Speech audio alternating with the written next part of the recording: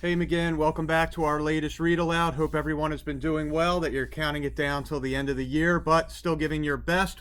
Few more days to go, and then the summer will be yours. So I'm still getting new books in, even as the year winds down, some stuff that will be available first thing come September. And I wanted to share one of them with you today. It's written by Janet Sumner Johnson, and it's called Help Wanted, Must Love Books. And it's a great little title to keep you in the mood for reading as you hit the summer. Here we go. Unlike most kids, Shelly loved bedtime. She'd shimmy into her PJs, brush her sparkling smile, and then raid the bookshelf for the perfect bedtime stories. Her dad would squish into the rocker with her, and they'd read until her eyelids refused to stay open. This arrangement worked perfectly.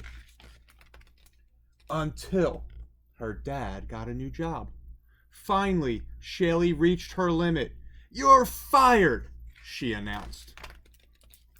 She put up a job notice first thing the next morning and began interviews shortly before bedtime. Help wanted, bedtime storyteller. Must love books, apply within. Interviews begin promptly at 6:30 p.m. The fierce competition scared off the first 3 applicants. The next applicant brought along her 7 bodyguards, which was fine, until Shelly offered them snacks. "Don't eat that! It's the Wicked Queen in disguise!" Shelly refused to interview any other applicants that night. Before going to bed, she added a line to her job notice. Individual applicants only. The next night, the first applicant seemed delightful. "Run, run as fast as you can," until he ran away with the book. "Fee, fi, fo, fum, I hear the yawn of a tired one." Shelly refused to come out from under the bed to interview applicant number 2.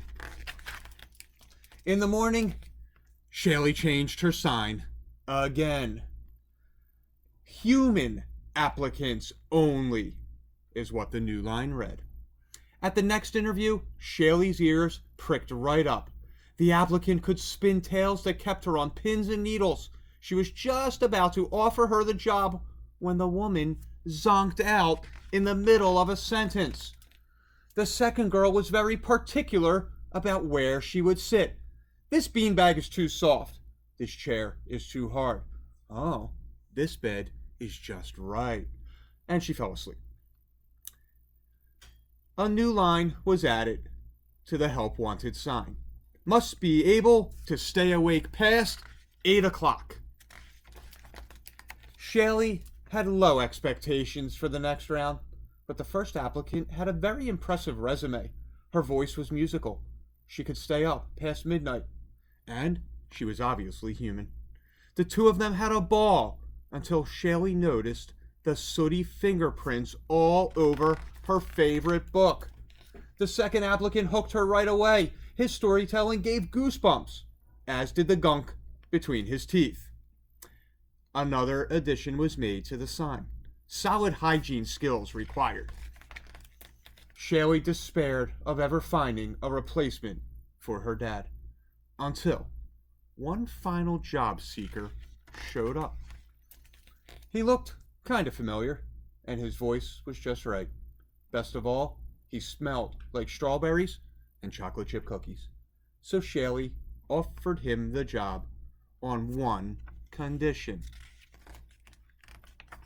off limits during bedtime stories. So again, I hope you enjoyed that story. I hope you like how Shelly found out that her father was the perfect storyteller for her, and she just had to deal with a little change in his schedule. I also hope you liked how they tied in a bunch of fairy tales to the book. McGinn will be back with another read aloud tomorrow. You have a great night. See ya.